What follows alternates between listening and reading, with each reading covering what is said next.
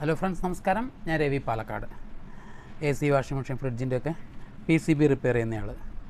ഇന്ന് നമുക്ക് കിട്ടിയിരിക്കുന്നത് ഒരു സാംസങ്ങിൻ്റെ ഇൻവെർട്ടർ ബോർഡ് തന്നെയാണ്. സാംസങ് ഫ്രിഡ്ജിൻ്റെ ഇൻവെർട്ടർ ബോർഡാണ്. പക്ഷെ അത് IPM അല്ല, മോസ്ഫെറ്റ് ടൈപ്പാണ്. അതുകൊണ്ട് തന്നെ കുറേ കൂടെ സിമ്പിളാണ് എന്ന് വേണമെങ്കിൽ പറയാം. അതായത് നമുക്ക് IPM മാറ്റുന്നതിനേക്കാൾ കുറേ കൂടെ ലളിതമായിട്ട് ഇതിനെ മാറ്റാനും അതിനുള്ള സംവിധാനങ്ങളൊക്കെ ഉണ്ട്. അപ്പോൾ ഈ ബോർഡിനെ പറ്റി നമുക്കൊന്ന് ഡിസ്കസ് ചെയ്യാം. എന്താണ് ഈ ബോർഡ്, ഇതിൻ്റെ എങ്ങനെയൊക്കെയാണ് ഇതിൻ്റെ കണക്ഷൻസ്, ഇതിൻ്റെ പ്രവർത്തനം എങ്ങനെ എന്നുള്ള കാര്യങ്ങൾ ആണ് നമ്മളൊന്ന് പറയാൻ പോണത്. സാധാരണ ഒരു മിനി ബോർഡ്, വളരെ സിമ്പിളായിട്ടുള്ള ഒരു ബോർഡ്, എന്താ പറയുക, എല്ലാ ബോർഡിലും കൊടുക്കുന്ന പോലെ 230 നമ്മൾ ഇതിൽ കൊടുക്കുന്നു. അത് ഒരു ബ്രിഡ്ജ് റെക്ടിഫയർ വഴി റെക്ടിഫൈ ചെയ്ത് മെയിൻ ഫിൽറ്റർ വഴി അതിനെ ഫിൽറ്റർ ചെയ്ത് ആ ഫിൽറ്റർ ചെയ്ത 300 വോൾട്ട് ഈ മോസ്ഫെറ്റിൻ്റെ എല്ലാറ്റിൻ്റെയും മെയിനായിട്ടുള്ള ഡ്രൈവ് വോൾട്ടിലേക്ക് പോകുന്നു. അത് കഴിഞ്ഞ്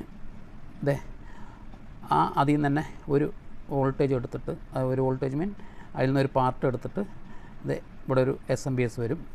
ആ SMPS എല്ലാ ബോർഡിലും ചെയ്യുന്ന പോലെ തന്നെ നമുക്ക് ആവശ്യമുള്ള ഒരു 15 വോൾട്ടും 5 വോൾട്ടും, 15 വോൾട്ട് ഓർ 5 വോൾട്ട് നമുക്ക് റെഡ്യൂസ് ചെയ്ത് തരും.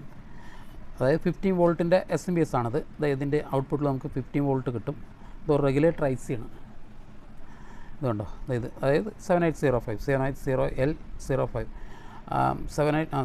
അത് തന്നെ. ആ ICയുടെ ഒരു പിന്നിൽ ഇവിടെ 15 വോൾട്ട് വരും, അടുത്തതിൽ 5 വോൾട്ട് വരും. ഈ 5 വോൾട്ടാണ് നമുക്ക് ഈ സിസ്റ്റം കൺട്രോളും ഈ ഡ്രൈവറും വർക്ക് ചെയ്യാൻ ഉപയോഗിക്കുന്നത്. മെയിനായിട്ട് ഈ സിസ്റ്റം IC ഇതിൻ്റെ ഡ്രൈവറാണ്. ഇത്രയുണ്ടെങ്കിൽ ഈ ഇൻവെർട്ടർ ബോർഡായി. ഇത് ഡെഡായിട്ടായിരുന്നു വന്നിട്ടുണ്ടായിരുന്നത്. ഇതിൻ്റെ റെക്ടിഫയർ സെക്ഷനിലും മറ്റും കംപ്ലയിൻ്റ് ഉണ്ടായിരുന്നു. അതെല്ലാം മാറ്റി ഇപ്പോൾ ഞാനത് ഓൺ ചെയ്യുന്ന പൊസിഷനിലാക്കി വെച്ചിട്ടുണ്ട്. ഓൺ ചെയ്തിട്ട് നമുക്കിതിൻ്റെ ഓരോ സ്റ്റേജിലും വരുന്ന വോൾട്ടേജ് ഒന്ന് ചെക്ക് ചെയ്യാം. അതായത് ഇത് നമ്മൾ 230 വോൾട്ട് ഡയറക്റ്റായിട്ട് കൊടുക്കുന്നു. ന്യൂട്രൽ ഫേസ് ഇത് ഡയറക്റ്റായിട്ട് നമ്മൾ കൊടുക്കുന്നു. അതിനുശേഷം OLP വഴിയാണ് ആ സർക്യൂട്ട് ഫില്ലാവുന്നത്. OLP കട്ടായിട്ടുണ്ടെങ്കിൽ ഫ്രിഡ്ജ് വർക്ക് ചെയ്യില്ല എന്ന് എല്ലാവർക്കും അറിയാലോ.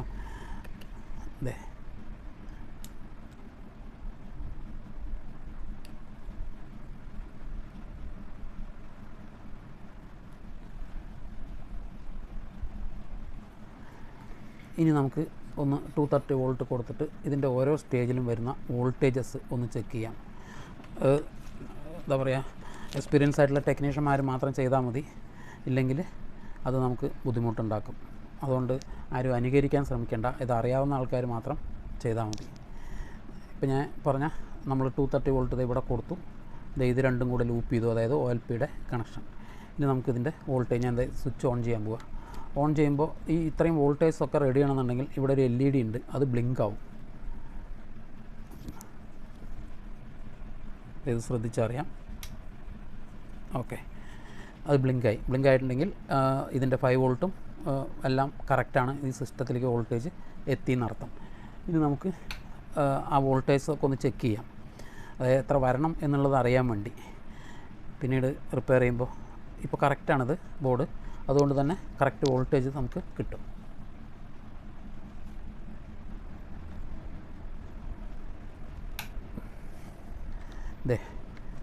ആദ്യം നമുക്ക് AC മോഡ് ഇതിലിട്ട് ചെക്ക് ചെയ്യാം. AC നമ്മളിവിടെയാണ് ആദ്യം കൊടുത്തത് അല്ലേ. ഇതിൽ കറക്റ്റ് 230 വോൾട്ട് കറക്റ്റായിട്ട് കിട്ടുന്നുണ്ട് ഈ ലൈനിൽ. ഇത് ഫ്യൂസാണ്. ഈ ലൈനിൽ നിന്ന് ഫ്യൂസിൻ്റെ ഇങ്ങേ ഭാഗത്ത് 230, അതായത് അത് നമ്മൾ ചെക്ക് ചെയ്യേണ്ട ഇത് വഴി. അത് കഴിഞ്ഞത് NTC വഴിയാണ്. ഇവിടെ 2 NTC കൊടുത്തിട്ടുണ്ട്, ഞാൻ മുമ്പേ കാണിച്ചു തന്നിരുന്നു. NTR NTC 1 NTC 2 എന്ന് പറഞ്ഞിട്ട് ഇതിൽ കൊടുത്തിട്ടുണ്ട്. NTC എന്ന് പറയുമ്പോൾ അതായത് എന്തെങ്കിലും ഷോർട്ട് വന്നു കഴിഞ്ഞാൽ ഹൈ റെസിസ്റ്റൻസ് ആവും, അത് ചൂടായിട്ട് ഹൈ റെസിസ്റ്റൻസ് ആവും. അങ്ങനെയുള്ള ഒരു റെസിസ്റ്റൻസ് ആണത്. ബ്രിഡ്ജ് റെക്ടിഫയറിൻ്റെ സെൻറ്റർ പിന്നിൽ കറക്റ്റ് 228 വോൾട്ട് 230 വോൾട്ട് വരുന്നുണ്ട്. അപ്പോൾ അതിന് മുമ്പായിട്ട് നമ്മൾ ചെക്ക് ചെയ്യേണ്ട ഒരു ഭാഗം എന്താണെന്ന് വെച്ചാൽ ഈ OLPയുടെ ലൈൻ എന്ന് പറഞ്ഞാൽ ഇവിടെയാണ് ഫേസ് വന്ന് നിൽക്കുന്നത്. ന്യൂട്രൽ നേരിട്ട് ഇതിൻ്റെ പിന്നിലേക്ക് വരുന്നുണ്ട്, പക്ഷേ ഫേസാണ് OLP വഴി വരുന്നത്. ഇതിവിടെ 230. അത് കഴിഞ്ഞപ്പോൾ നമ്മൾ ഷോർട്ട് ചെയ്തതിന് ശേഷമാണ് ഇവിടെ 230 വരുന്നത്. അത് മീൻ OLP വെച്ചതിന് ശേഷമാണ് ഇവിടെ 230 വരുന്നത്. ആ ലൈൻ ഇതേ നേരെ ഇവിടെ വരുന്നു 230. അപ്പോൾ OLP കട്ടാവുക, ആ ലൈനിൽ എന്തെങ്കിലും ബ്രേക്ക് ഉണ്ടെങ്കിലും ഇത് വർക്ക് ചെയ്യില്ല എന്നർത്ഥം. അപ്പോൾ 230 വോൾട്ട് നമ്മൾ തെർമോസ്റ്റാറ്റിൽ നിന്ന് നേരിട്ട് ഔട്ട്പുട്ട് ഇതിലേക്ക് കൊടുത്താൽ ഈ OLPയിൽ എന്തെങ്കിലും കംപ്ലയിൻ്റ് ഉണ്ടെങ്കിൽ ഇവിടെ വരില്ല എന്നർത്ഥം. അപ്പോൾ നമുക്കിവിടെ 230 ഇവിടെ എത്തിക്കഴിഞ്ഞു. ഇനി ഇതിൻ്റെ ഔട്ട്പുട്ടാണ് നോക്കേണ്ടത്. ഔട്ട്പുട്ട് നോക്കുന്നതിന് മുമ്പ് നമ്മുടെ കൂട്ടുകാരികൾ, നമ്മുടെ ഫ്രണ്ട്സ്, ഒരുപാട് ആൾക്കാർക്ക് അബദ്ധം പറ്റുന്നുണ്ട്. AC കൊണ്ട് DC കൊടുക്കുക, കണ്ടിന്യൂറ്റി കൊണ്ട് AC കൊടുക്കുക എന്നുള്ളതൊക്കെ.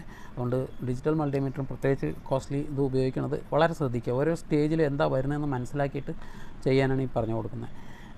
അപ്പോൾ റെക്ടിഫയറിൻ്റെ ഔട്ട്പുട്ടിൽ എപ്പോഴും DC ആയിരിക്കും വരിക. ആ DC നമുക്കിത് DC റേഞ്ചിലിട്ടു ചെക്ക് ചെയ്യാം. ഇവിടെ ഈ പോയിൻറ്റിൽ നെഗറ്റീവ്, ഈ പോയിൻറ്റിൽ പോസിറ്റീവ് എഴുതിയിട്ടുണ്ട്. അല്ലെങ്കിൽ തന്നെ അറിയാം, ആ ബ്രിഡ്ജ് റെക്ടിഫയറിൻ്റെ ഒരു സൈഡിലൊരു ആംഗിൾ, ഒരു കട്ടുണ്ടാവും. ആ കട്ട് പോസിറ്റീവ് ആയിരിക്കും. 314 വോൾട്ട്. അതായത് ഞാൻ എപ്പോഴും എല്ലാ ബോർഡിൻ്റെ ഇതിലും പറയാറുള്ളതാണ്, ഒരു 310 വോൾട്ട് ആവറേജ് വരണം. വന്നില്ലെങ്കിൽ ഈ ഫിൽറ്റർ കപ്പാസിറ്റർ കംപ്ലൈൻ്റ് ആണെന്ന് അർത്ഥം. അപ്പോൾ ഈ ഫിൽറ്റർ ഇതെല്ലാം റെഡിയാണ്. അപ്പോൾ ഈ ലൈനിൽ കറക്റ്റ് 314 വോൾട്ട് 315 വോൾട്ട് വരുന്നുണ്ട്. ഇനി നമുക്കിതിൻ്റെ ഔട്ട്പുട്ട് ചെക്ക് ചെയ്യാം. അതായത് ഇവിടെ നിന്ന് ഞാൻ പറഞ്ഞൊരു SMPS വരണമുണ്ടല്ലോ, SMPSൻ്റെ ഔട്ട്പുട്ട് ചെക്ക് ചെയ്യാം. ഇതെല്ലാം ഇപ്പോൾ ഈ മെയിൻ ലൈൻ കറക്റ്റാണ്. അപ്പോൾ എന്നിട്ട് നമ്മളിതിൻ്റെ ഔട്ട്പുട്ടിൻ്റെ കോമൺ നെഗറ്റീവ് കൊടുക്കുക. നെഗറ്റീവ് കൊടുത്തിട്ട് ഈ റെഗുലേറ്റർ ഐസ് ചെയ്യണത് 7805 റെഗുലേറ്റർ ഐസ് ചെയ്യുക. അതിൻ്റെ ഒരു പിന്നിൽ നോക്കാം. ഇവിടെ 15 വോൾട്ട് കറക്റ്റായിട്ട് വരുന്നുണ്ട്. അടുത്ത പിന്നിൽ 5 വോൾട്ട് വരുന്നുണ്ട്. ഇത് വളരെ പ്രധാനപ്പെട്ട വോൾട്ടേജാണ്. പല ആൾക്കാർക്കും ഇതാണ് SMPSൻ്റെ ഔട്ട്പുട്ട് കോയിൽ. അവിടെ 15 വോൾട്ട് വന്നു. ഇത് നേരെ ഇവിടെ ഒരു ഫിൽറ്റർ കപ്പാസിറ്റർ വരും. ഫിൽറ്റർ കപ്പാസിറ്ററിൻ്റെ പോസിറ്റീവ് പോളാണ് ഈ കാണുന്നത്. അതിനകത്ത് 15 വോൾട്ട് കൃത്യമായിട്ട് വരുന്നുണ്ട്. ആ 15 വോൾട്ടാണ് നമ്മൾ റെഗുലേറ്ററിൻ്റെ ഒരു പിന്നിലേക്ക് കൊടുക്കുന്നത്. അതിൻ്റെ ഔട്ട്പുട്ട് 5 വോൾട്ട്. ഈ വോൾട്ടേജ് വളരെ പെർഫെക്റ്റ് ആയിരിക്കണം. അത് പെർഫെക്റ്റ് ആണെങ്കിൽ മാത്രമേ നമ്മുടെ സിസ്റ്റം കറക്റ്റായിട്ട് വർക്ക് ചെയ്യുള്ളൂ. അതിലെന്തെങ്കിലും ഷോർട്ടേജ് വന്നാൽ എന്തുകൊണ്ട് വരുന്നില്ല എന്ന് നോക്കിയെടുക്കലാണ് നമ്മുടെ ടെക്നീഷ്യന്മാരുടെ ഏറ്റവും ചാലഞ്ചായിട്ടുള്ള പണി. അപ്പോൾ അത് ചിലപ്പോൾ ഈ കപ്പാസിറ്ററുകൾ, ഫിൽറ്ററുകൾ കംപ്ലയിൻ്റ് ആവാം, ഈ IC കംപ്ലയിൻ്റ് ആവാം, അതിനോട് ചേർന്ന് കിടക്കുന്ന ചെറിയ SMD റെസിസ്റ്റൻസോ ഡിസ്കുകളൊക്കെ ഡയോഡുകളൊക്കെ കംപ്ലയിൻ്റ് ആവാം. അത് നോക്കിയെടുത്ത് ഈ വോൾട്ടേജ് സ്റ്റഡി ആക്കുക. SMPSൻ്റെ ഔട്ട്പുട്ട് അല്ലെങ്കിൽ SMPS കംപ്ലയിൻ്റ് എന്ന് പറഞ്ഞാൽ അതിൻ്റെ ഔട്ട്പുട്ട് ഇത്ര വോൾട്ട് വരണം, അത് വരുത്തിയെടുക്കുക എന്നുള്ളതാണ് നമ്മുടെ ചാലഞ്ച്. അതുപോലെ തന്നെ ഇവിടെ 300 വോൾട്ട് ഇല്ലെങ്കിൽ ഞാൻ മുമ്പേ പറഞ്ഞിട്ടുള്ള കൂട്ടത്തിൽ ഇത് 2 കപ്പാസിറ്റർ സീരീസ് ആയിട്ട് ഇവിടെ കൊടുത്തിരിക്കുന്ന ഇലക്ട്രോലൈറ്റിക് ഹൈ വോൾട്ട് കപ്പാസിറ്റർ. ചിലതിൽ വന്നിട്ട് സിംഗിളായിരിക്കും. അപ്പോൾ അത് കപ്പാസിറ്റർ വീക്ക് ഉണ്ടെങ്കിലും ഈ ഇവിടുത്തെ വോൾട്ടേജ് കുറയാം. എന്നിട്ട് നമ്മൾ ഈ നെഗറ്റീവ് ഇട്ടു, അതായത് കംപ്രസറിൻ്റെ പിന്നിലേക്കാണ് ചെക്ക് ചെയ്യുന്നത് ആദ്യം തന്നെ. ഇത് എല്ലാത്തും പറഞ്ഞാൽ 10 വോൾട്ട് ആവറേജ് വരുന്നുണ്ട്. 11 വോൾട്ട് 11 വോൾട്ട് മൂന്നിലും വരുന്നുണ്ട്. അപ്പോൾ ഈ 11 അത് കറക്റ്റാണ്. അപ്പോൾ ഈ നെഗറ്റീവ് ഒന്ന് ഡയറക്റ്റായിട്ട് ഈ ഇവിടെ വരുന്ന 300 വോൾട്ട് അല്ലെങ്കിൽ 11 വോൾട്ട് കൂടുതലാണ് ഇതിൻ്റെ ഔട്ട്പുട്ടിൽ കിട്ടുന്നതെങ്കിൽ ഈ മോസ്ഫെറ്റുകൾ കംപ്ലയിൻ്റ് ആണെന്നുള്ളതാണ് അതിൻ്റെ അർത്ഥം. അപ്പോൾ അങ്ങനെയാണെങ്കിൽ ഒരു കാരണവശാലും കംപ്രസർ കണക്ഷൻ കൊടുക്കരുത്. അപ്പോൾ ആദ്യം നമ്മൾ ചെക്ക് ചെയ്യേണ്ട ഒരു വളരെ പ്രധാനപ്പെട്ട പോയിൻ്റ് ഇതാണ്. അതല്ലെങ്കിൽ AC കണക്ഷൻ കൊടുക്കുന്നതിന് മുമ്പ് തന്നെ ഈ കപ്പാസിറ്ററിൻ്റെ നെഗറ്റീവ് പോസിറ്റീവ് പോളുമായിട്ട് ഡയറക്റ്റ് ഇതിൻ്റെ UVW കണക്ഷനിലേക്ക് നമ്മൾ ഷോർട്ട് ഉണ്ടോ എന്ന് ചെക്ക് ചെയ്യാം. ഷോർട്ടൊന്നും ഇല്ലയെന്ന് ഉറപ്പാക്കിയതിന് ശേഷം വേണം അതിൽ കണക്ഷൻ കൊടുക്കാൻ തന്നെ. അപ്പോൾ അത് ഷോർട്ട് ഉണ്ടെങ്കിൽ ആ മോസ്ഫെറ്റുകൾ, ഞാൻ മുമ്പേ കാണിച്ച മോസ്ഫെറ്റുകൾ എല്ലാം കംപ്ലയിൻ്റ് ഉണ്ടെന്ന് അർത്ഥം. ഞാൻ പുറകിൽ കാണിക്കാം. ഇതിപ്പോൾ ഞാൻ ലൈവ് ആയതുകൊണ്ട് അങ്ങോട്ടും ഇങ്ങോട്ട് തിരിക്കാൻ മറിക്കാനും കുറച്ച് പരിമിതിയുണ്ട്. അതുകൊണ്ടാണ് ഇത്രയും ഇങ്ങനെ പറഞ്ഞ് ഇതാക്കുന്നത്. അപ്പോൾ വളരെ പ്രധാനപ്പെട്ട കാര്യങ്ങളൊക്കെ പറഞ്ഞു എന്നാണ് എൻ്റെ വിശ്വാസം. എന്തെങ്കിലും ഡൗട്ട് ഉണ്ടെങ്കിൽ എന്നെ വിളിക്കാം, നമുക്ക് ഡിസ്കസ് ചെയ്യാം. ഫൈനലായിട്ട് ബോർഡൊന്ന് ചെക്ക് ചെയ്യാം, വോൾട്ടേജും കാര്യങ്ങളെല്ലാം കറക്റ്റാണ്. അപ്പോൾ അങ്ങനെയാണെങ്കിൽ ഇത് കൃത്യമായിട്ട് വർക്ക് ചെയ്യണം. അപ്പോൾ ഞാനിത് ഒന്നുകൂടെ ഓൺ ചെയ്യാൻ പോവാണ് വിത്ത് മോട്ടർ. അതായത് കംപ്രസറിൻ്റെ കണക്ഷൻ പകരം ഒരു മോട്ടർ കൊടുത്തിട്ട് ഓൺ ചെയ്യാൻ പോവാണ്. എന്താ സംഭവിക്കാമെന്ന് നോക്കാം. ഫസ്റ്റ് ഓൺ ചെയ്യുമ്പോൾ ഈ ഭാഗത്ത് ശ്രദ്ധിക്കുക, ഇവിടെ ഒരു LED ബ്ലിങ്കിങ് ആവും. യെസ്, ഇവിടെ. അത് കഴിഞ്ഞാൽ ഒരു 3 മിനിറ്റ് നമ്മൾ വെയിറ്റ് ചെയ്യുക.